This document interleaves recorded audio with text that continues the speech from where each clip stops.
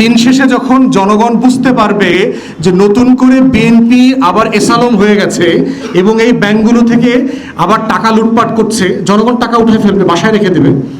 তো বাসায় রেখে দিলেও তো আপনি ইনফ্লেশন ঠেকাইতে পারবেন না।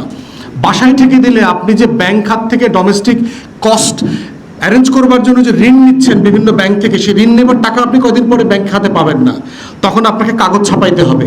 কাগজ ছাপানোর পরে দেখবেন যে বাসার কাগজ আর বাইরের কাগজের ইনফ্লেশন মিলে দেশের টোটাল ইকোনমি কলাপস করবে।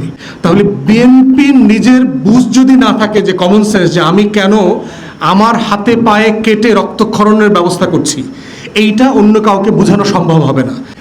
এশিয়ার সবচেয়ে সাকসেসফুল প্রাইভেট ব্যাংকটাকে আজকে কোন লেভেলে নিয়ে গেছে দেখেন, শুধুমাত্র ট্যাগ দিয়ে, যে এইটা জামাতের ব্যাংক, এইটা জঙ্গিদের অর্থ দেয়, এইটা মৌলবাদীদের মদত দিচ্ছে, এটা দিয়ে বাংলাদেশে জঙ্গি উত্থান হচ্ছে।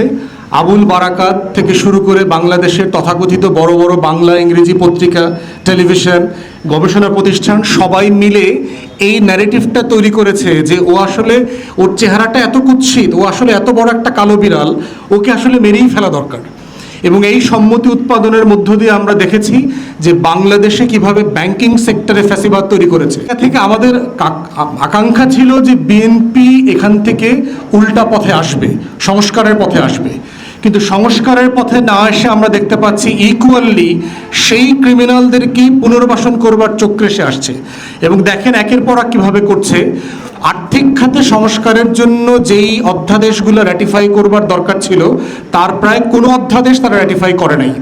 এইটা না করে যেটা করেছে, সংশোধন করে এই এসালমদেরকে এখন ফেরায় নিয়ে আসার চেষ্টা করা হচ্ছে।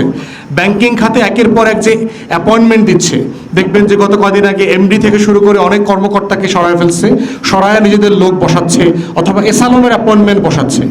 এবং দেখেন সেন্ট্রাল ব্যাংকের গভর্নর থেকে শুরু করে এই কাজগুলো করছে। এইটা করে সে তো আসলে অর্থনীতি চালাইতে পারবে না।